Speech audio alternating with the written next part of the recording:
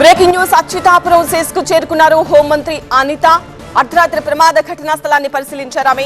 ప్రమాదానికి కారణం రియాక్టర్ పేలుడు కాదు అంటున్నారు హోంమంత్రి అనిత. సాల్వెంట్స్ లో లీకేజ్ ఉంది, దానివల్లనే ప్రమాదం జరిగింది అంటున్నారు.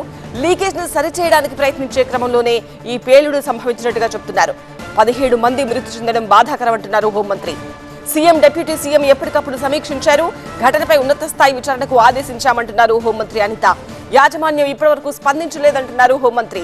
నేను కాల్ చేసి మెసేజ్ పెట్టినా కూడా రాజమాన్యం నుంచి రెస్పాన్స్ లేదు అంటున్నారు హోంమంత్రి అనిత. గ్యాస్ అనేది వీళ్ళకి సాల్వెంట్స్లో లీకేజ్ ఉందండి. ఆ సాల్వెంట్స్లో లీకేజ్ ఏదైతే ఉందో ఆ లీకేజ్ని కొంచెం క్లియర్ చేయడానికని చెప్పి వాళ్ళందరూ కూడా ప్రయత్నం చేస్తారు. ఆ ప్రయత్నం చేసే లోపే అక్కడ వాళ్ళకి ఒక గ్యాస్ అన్నది మిథైల్ టర్ట్ బ్యూటైల్ ఇథర్ అని అంటారు, ఎంటీబీఈ అనే ఒక గ్యాస్ అది ఫామ్ అయిపోయింది.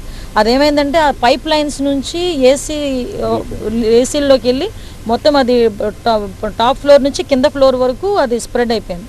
ఎప్పుడైతే స్ప్రెడ్ అయిందో ఎలక్ట్రికల్ స్పార్క్కి ఒకేసారి అది బ్లాస్ట్ అయిపోయింది. చాలామంది రియాక్టర్ పేలింది అది అన్నారు, కానీ రియాక్టర్ కాదు, అది కేవలం గ్యాస్ లీకేజ్ వల్ల అది జరిగిన సంఘటన.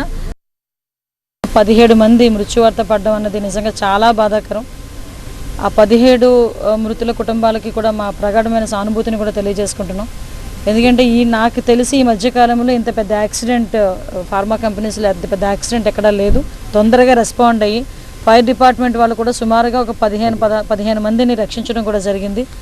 ఎందుకంటే సుమారుగా ఇందులోని 17 మంది మృత్యువాత పడిన తర్వాత దగ్గర 41 మంది ఇందులోని ఇంజ్యూరీస్ కూడా అందులో జరిగింది. అందులోని 8 మందిని ఆల్రెడీ వాళ్ళందరూ కూడా డిశ్చార్జ్ చేస్తున్నారు. ఇంకా 35 మంది వివిధ హాస్పిటల్స్లోని, ఇక్కడ వైజాగ్ మెడికవర్ హాస్పిటల్లోని, కిమ్స్లోని, ఇక్కడ ఉషా ప్రైమ్ హాస్పిటల్లోని, గాజువాక్లో కొంతమంది, ఇలా కొంతమంది కొన్ని హాస్పిటల్స్లో ఓవరాల్గా 35 మెంబర్స్ హాస్పిటలైజ్డ్ అయి ఉన్నారు.